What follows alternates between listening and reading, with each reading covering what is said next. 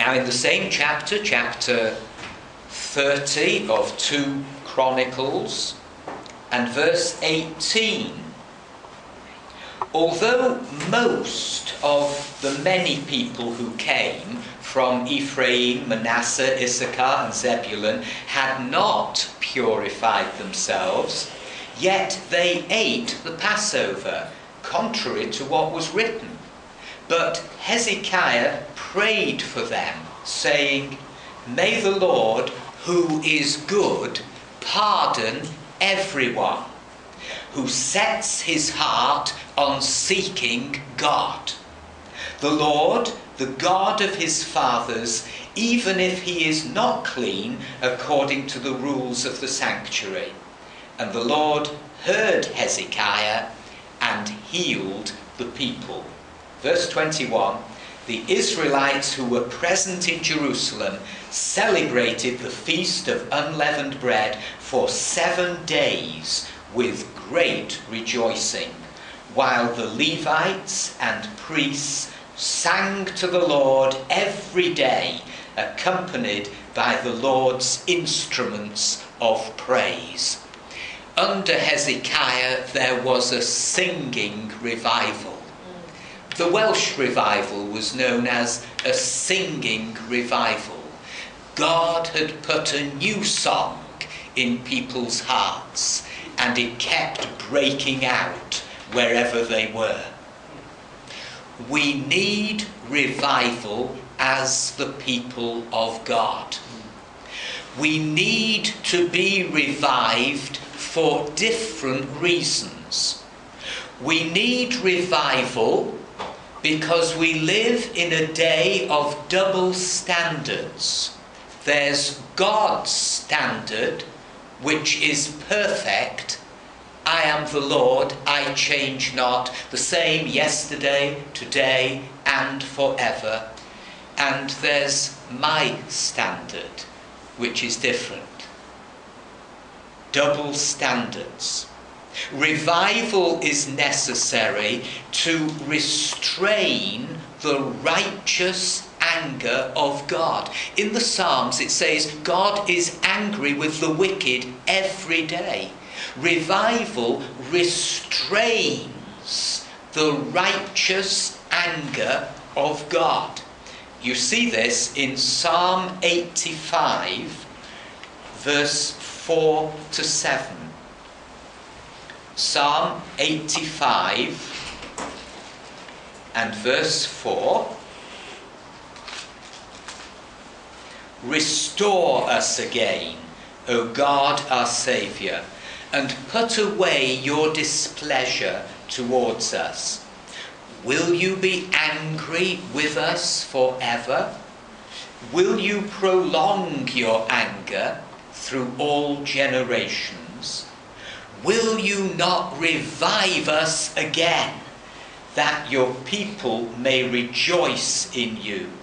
Show us your unfailing love, O Lord, and grant us your salvation.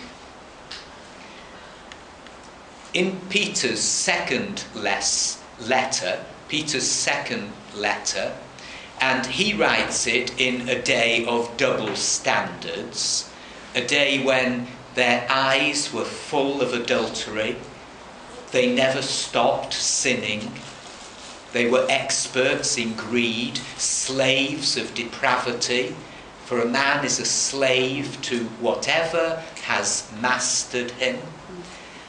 He asks this question: what kind of people ought we to be? And he answers the question: we ought to live holy and godly lives as we look forward to the day of God and speed its coming. There's a moral imperative. We'll never do it unless we are revived. Is that where your joy has gone? You're unrevived? Will you not revive us again, that your people may rejoice in you? Some words sound rather quaint and old-fashioned. A word like honour, or a word like duty, or a word like godly, or a word like holy. But we are to give honour to whom honour is due. It is our bounden duty to worship him at all times and in all places, for it is he that has made us and not we ourselves.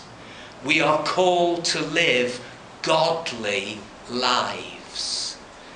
We are told, be holy, because I, the Lord your God, am holy. Revival is necessary to restrain the righteous anger of God.